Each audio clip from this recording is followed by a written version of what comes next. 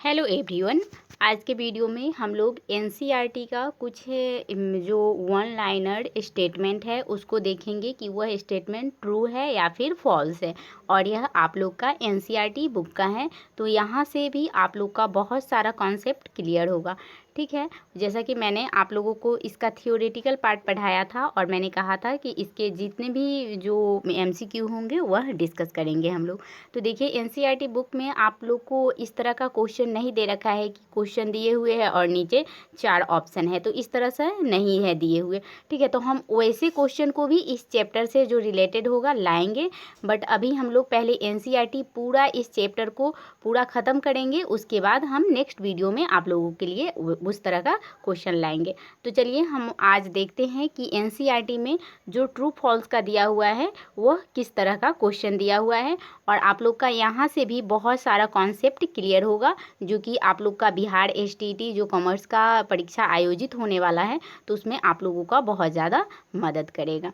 तो देखिए, सबसे पहला जो स्टेटमेंट है वह कह रहा है कि जो हमारा प्राप्ति और भुगतान खाता होता है, यानी जो हमारा रिसिप्ट एंड पेमेंट अकाउंट है, ठीक है, रिसिप्ट एंड पेमेंट अकाउंट है, तो इसमें सभी पूंजीगत प्राप्तियों और भुगतानों का यह सारांश है। अब देखिए, इसमें कहा जा रहा है कि जो हमारा रिसिप्ट एंड पेमेंट अकाउंट है, ठीक है, यह सभी पूंजीगत प्राप्तियों और भुगतानों का सारांश है। तो देखिए, मैंने जब आप लोगों को रिसिप्ट एंड पेमेंट अकाउंट पढ़ाया था तो उसमें मैंने बताया था कि जो हमारा रिसिप्ट एंड पेमेंट अकाउंट होता है इसमें सभी पूंजीगत प्राप्तियों और भुगतानों को शामिल किया जाता है, और साथ ही सभी आयगत भुगतानों और सभी आयगत प्राप्तियों को भी शामिल किया जाता है। ठीक है, तो इसमें केवल पूंजीगत प्राप्तियों को शामिल नहीं किया जाता, इसमें आयगत प्राप्तियों को भी शामिल किया जा सकता है। तो यह जो स्टेटमेंट होगा वह क्या हो जाएगा, फॉल्स हो जाएगा। ठीक है, यह स्टेटमेंट कैसा है, फॉल्स है।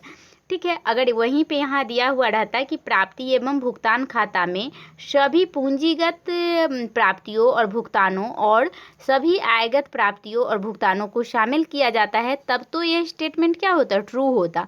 बट यहाँ दिया है कि केवल पूंजीगत व्ययों को, ठीक है, पूंजीगत प्राप्तियों को, तो इसलिए यह जो स्टेटमेंट है वह क्या हो जाएगा, फॉल्स हो जाएगा। उसके बाद देखिए, दूसरा क्वेश्चन है, दूसरा जो आप लोग का स्टेटमेंट है वह बोल रहा है कि यदि खेल निधि, अब यहाँ बोला है कि जो हमारा खेल निधि है दर्शाया गया है, तो खेल निधि गतिविधियों पर किए गए व्ययों को आय व्यय खाते के नाम पक्ष में दर्शाएंगे। तो देखिए, जो हमारा खेल निधि होता है और जो खेल के लिए जो व्यय होता है, यानी कि खेल की गतिविधियों में हम लोग जो भी व्यय करेंगे तो इसको हम लोग आय व्यय खाता में नहीं दर्शाते हैं, बल्कि इसको हम लोग क्या करते हैं, इसको हम लोग रिसिप्ट एंड पेमेंट अकाउंट में दिखाएंगे। क्योंकि क्या होता है कि खेल निधि एक तरह से जो होता है वो हमारा कैपिटल नेचर का होता है। ठीक है, तो आय व्यय खाता में हम लोग क्या करते हैं कि केवल रेवेन्यू नेचर के ही आइटम को दर्शाते हैं, तो यह भी जो हमारा स्टेटमेंट है वह क्या हो जाएगा, फॉल्स हो जाएगा। ठीक है, उसके बाद स्टेटमेंट तीसरा है कि आय और व्यय खाते का जो जमा शेष होता है, यानी जो क्रेडिट बैलेंस होता है, ठीक है, जमा शेष बतलाता है कि व्यय जो है वह आय से अधिक है। ठीक है, तो यह स्टेटमेंट आप लोग के क्या है, ट्रू है। ठीक है, क्योंकि अगर आय व्यय खाता हम बना रहे हैं और उसका जो क्रेडिट बैलेंस है तो वह बताएगा कि जो हमारा व्यय है वह आय से अधिक है। देखिए, जैसे कि जब हम लोग इनकम एंड एक्सपेंडिचर अकाउंट बनाते हैं, ठीक है, इनकम एंड एक्सपेंडिचर अकाउंट बनाएंगे तो इधर एक्सपेंडिचर लिखते हैं और इधर हम लोग इनकम लिखते हैं। ठीक है, तो इधर हम लोग क्या करते हैं, सरप्लस लिखते हैं, और इस साइड को हम लोग क्या करते हैं, डेफिसिट करते हैं। ठीक है, तो यह जो स्टेटमेंट होगा वह क्या हो जाएगा, वह ट्रू हो जाएगा। ठीक है, यह स्टेटमेंट ट्रू हो जाएगा। उसके बाद क्वेश्चन आप लोग का स्टेटमेंट चौथा है कि सरकार द्वारा उपलब्ध कराई गई जो निधि होता है, यानी जो फंड होता है सरकार के द्वारा उपलब्ध कराई गई विद्यार्थियों को दी गई छात्रवृत्ति को आय व्यय खाते में डेबिट में हम लोग करते हैं। तो देखिए इसको हम लोग आय व्यय खाते में नहीं दिखाते हैं, ठीक है, इसको हम लोग इनकम एंड एक्सपेंडिचर अकाउंट में नहीं दिखाते हैं, तो यह भी क्या हो जाएगा हम लोग का फॉल्स हो जाएगा, ठीक है, यह भी हो जाएगा फॉल्स। उसके बाद नेक्स्ट है कि प्राप्ति और भुगतान खाता, यानी जो हमारा रिसिप्ट एंड पेमेंट अकाउंट है, इसमें केवल आगम प्रकृति के प्राप्तियों और भुगतानों का अभिलेखन किया जाता है। अब यहाँ कहा जा रहा है कि जो हमारा रिसिप्ट एंड पेमेंट अकाउंट है, इसमें केवल हम रेवेन्यू नेचर के प्राप्ति और भुगतान को दिखाते हैं, तो यह भी जो हमारा स्टेटमेंट है वो क्या हो जाएगा, फॉल्स हो जाएगा। इसमें हम केवल आगम प्रकृति के नहीं बल्कि पूंजीगत प्रकृति के जो मद होते हैं उसको भी दिखाते हैं, ठीक है। उसके बाद देखिए नेक्स्ट हमारा है कि विशेष उद्देश्य के लिए दान का हमेशा पूंजीकरण करेंगे। अब यहाँ बोला जा रहा है कि जब हमें कोई स्पेसिफिक ऑब्जेक्टिव के लिए हमें कोई डोनेशन मिलेगा तो उसको हम लोग पूंजीकरण करेंगे, तो यह जो स्टेटमेंट हो जाएगा 6 नंबर, यह क्या हो जाएगा, ट्रू हो जाएगा। यानी अगर विशेष उद्देश्य के लिए दान होता है तो उसको हमेशा हम लोग कैपिटल नेचर के ही मानेंगे। उसके बाद नेक्स्ट है कि जब पूंजी निधि का आरंभिक शेष नहीं दिया हो, ठीक है, यहाँ बोला जा रहा है जब कैपिटल फंड का आरंभिक शेष नहीं दिया हो तब आरंभिक तुलन पत्र तैयार किया जाता है, तो इसका क्या हो जाएगा, यह ट्रू हो जाएगा, ठीक है। यह बात सही है कि जब पूंजी निधि का ओपनिंग बैलेंस नहीं दिया हुआ रहता है तो हम लोग बैलेंस शीट को प्रिपेयर करते हैं। उसके बाद नेक्स्ट क्वेश्चन है कि आय और व्यय खाते के अधिक को पूंजी या फिर सामान्य निधि में से घटाया जाएगा। अब देखिए यहाँ क्या कहा जा रहा है, एक मिनट यहाँ देख लीजिए आप लोग, यहाँ क्या कहा जा रहा है कि जो हमारा इनकम एंड एक्सपेंडिचर अकाउंट होता है और इसका जो सरप्लस होता है, ठीक है, सरप्लस होता है, इसको हम लोग पूंजी या फिर जो हमारा कैपिटल फंड होता है, ठीक है, जो हमारा कैपिटल फंड होता है इसमें से हम लोग इसको माइनस करते हैं, तो क्या है हम लोग माइनस नहीं करते हैं, इसको हम लोग क्या करते हैं, ऐड कर देते हैं, तो यह भी जो हमारा स्टेटमेंट है वो क्या हो जाएगा, फॉल्स हो जाएगा, ठीक है। यानी कि पूंजी निधि में से हम लोग सरप्लस को हम लोग घटाते नहीं हैं बल्कि जोड़ते हैं, तो यह भी ऑप्शन क्या हो जाए, यह भी जो हमारा स्टेटमेंट है वो फॉल्स हो जाएगा।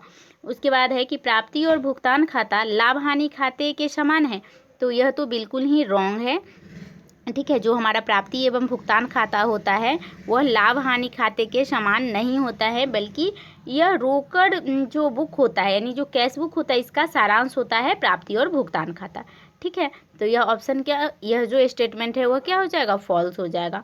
उसके बाद लास्ट आप लोग का स्टेटमेंट है कि प्राप्ति और भुगतान खाता पूंजी और आगम प्राप्तियों के मध्य अंतर नहीं करता है, तो यह बात बिल्कुल ट्रू है कि जब हम प्राप्ति और भुगतान खाता बनाते हैं यानी जब हम रिसिप्ट एंड पेमेंट अकाउंट को बनाते हैं तो इसमें हम लोग पूंजीगत और आगम यानी कि पूंजीगत और जो हमारा रेवेन्यू नेचर का जो भी रिसिप्ट और पेमेंट होता है इन दोनों को दिखाते हैं और इसमें हम लोग कोई डिफरेंस नहीं करते हैं, यानी कि रिसिप्ट एंड पेमेंट अकाउंट में रेवेन्यू नेचर और कैपिटल नेचर दोनों के आइटम को शामिल किया जाता है, ठीक है। तो यह स्टेटमेंट क्या हो जाएगा, फॉल्स होगा, यह स्टेटमेंट ट्रू होगा, ठीक है, यह स्टेटमेंट बिल्कुल ट्रू है, ठीक है। तो इस तरह से आप लोग का एनसीईआरटी में यह दिया हुआ था, ठीक है। तो यहाँ से भी आप लोग का बहुत सारा कॉन्सेप्ट क्लियर होगा, जैसे मान लीजिए कि एग्जाम में भी असर्शन रीजन क्वेश्चन आता है तो उसमें 2 स्टेटमेंट दे दिया, ठीक है, और आपसे पूछेगा कि स्टेटमेंट ए सही है, स्टेटमेंट ए बी दोनों सही हैं,